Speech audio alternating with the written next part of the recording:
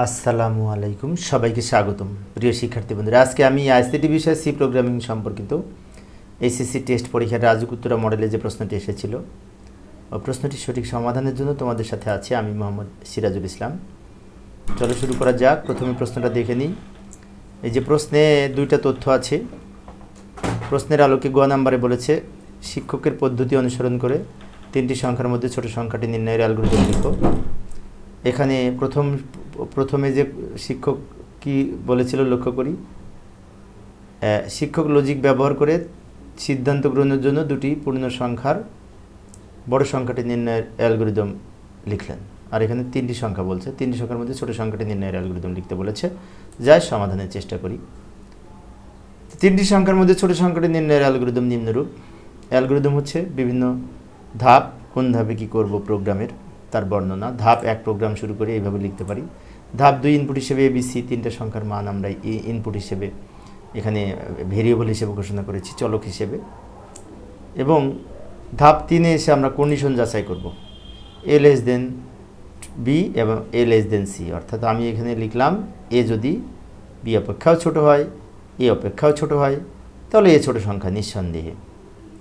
আর এই কন্ডিশন সত্য না হলে পরের ধাপে যে আবার টেস্ট করব, B less than A and B less than C. অর্থাৎ এখানে বললাম বি যদি এ অপেক্ষাও ছোট হয়, সি অপেক্ষাও ছোট হয়, তাহলে বি ছোট সংখ্যা, অন্যথায় সি ছোট সংখ্যা।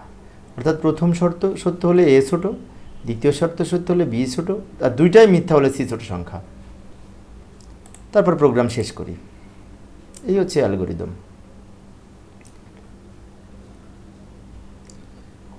তো গ নং শেষে আবার আমরা উদ্দীপকে ফিরে এলাম। উদ্দীপকের ঘ নংয়ে বলেছে উদ্দীপকে উল্লিখিত দ্বিতীয় সমস্যাটি সমাধানে সি প্রোগ্রাম লিখো। তো দ্বিতীয় সমস্যায় গসাগু নির্ণয়ের জন্য প্রোগ্রাম অ্যালগরিদম ছিল। তো এখন আমরা গসাগু নির্ণয়ে সি প্রোগ্রাম লিখব। দুটি সংখ্যার মধ্যে গসাগু নির্ণয়ের জন্য আমরা এইভাবে উত্তর ঘ ভয়েল লুপ ব্যবহার করে আমরা গসাগু নির্ণয় করতে পারি। তার জন্য সি প্রোগ্রাম লিখব।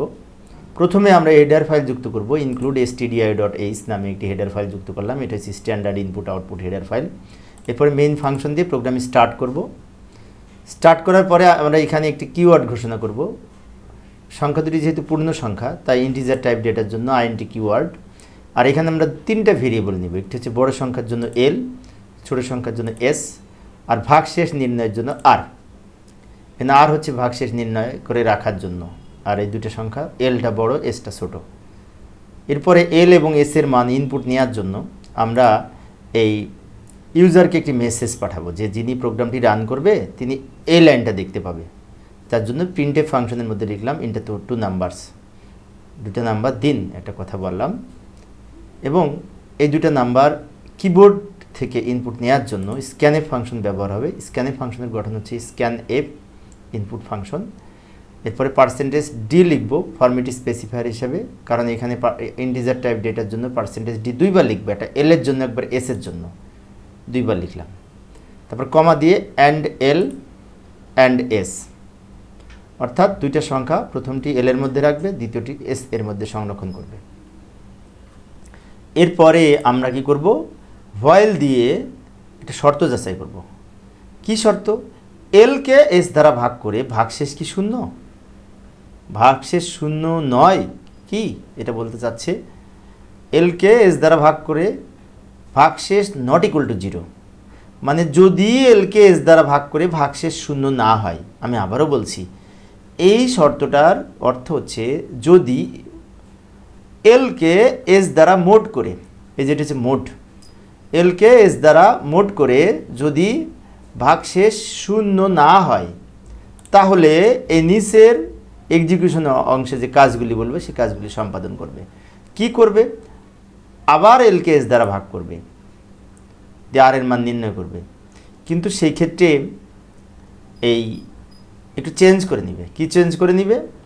এই যে আমি ডান দিকে দেখাচ্ছি গণনা করে। মনে করি 40কে 6 দ্বারা ভাগ করবে। এখানে 40 এল 6 এস, তো এলকে এস দ্বারা ভাগ করে ভাগ শেষ পেলাম 4, যেটি আর এর মান, এ আর এর মান। আবার পরবর্তীতে আর দিয়ে এসকে ভাগ করবে, আর দিয়ে এসকে ভাগ করবে। এখন আর দিয়ে যখন এসকে ভাগ করলো তখন কিন্তু এসটা এল হলো আর আরটা এস হলো, কারণ আমরা তো এলকে এস দ্বারা ভাগ করব। আবার বলছি লক্ষ্য করি, আর এর মান দিয়ে যখন এই এসের মানটা ভাগ করবে তখন এই ক্ষেত্রে এলকে এস দ্বারা ভাগ হয়েছে, তার মানে কি আর এর মানটা এসে রূপান্তর হয়েছে আর এই এস এর মানটা এল এর রূপান্তর হয়েছে, তারপরে না ভাগ করেছে, আবার এই 2 দ্বারা ভাগ করব।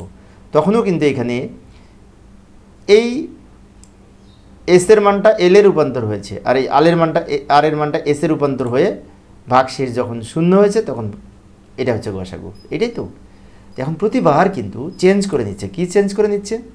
এস এর মানকে এল ধরছে, আর এর মানকে এস ধরছে, ধরে বারবার কিন্তু ভাগ করছে, ভাগ করে ভাগশেষ নির্ণয় করছে। ভাগশেষ নির্ণয় সূত্র হচ্ছে এল মোড এস। এভাবে বারবার করতে করতে করতে করতে যখন ভাগশেষ 0 হবে তখন এটা করার পাশাপাশি কন্ডিশন চেক করবে। চেক করে যখন দেখবে ভাগশেষ 0 তখন ফলাফল প্রিন্ট করে দিবে। এই এস এর মানটা, এইটা তো এস এর মান লাস্টে, এস এর মানটা গসাগু হিসাবে গণ্য হবে এবং ফলাফল প্রিন্ট করে দিবে। এখানে এই যে আমার আলোচনার নামের পাশে কিন্তু এইটা চলে এসেছে আসলে। যাই হোক, একটু কষ্ট করে দেখে নিতে হবে। এই ছিল আজকের আলোচনা। এইভাবে আমরা গসাগু নির্ণয়ের সি প্রোগ্রাম লিখতে পারি। তো প্রিয় শিক্ষার্থী বন্ধুরা, পরিশেষে সবাই ভালো থাকবে এবং সুস্থ থাকবে এই কামনায় খোদা হাফেজ।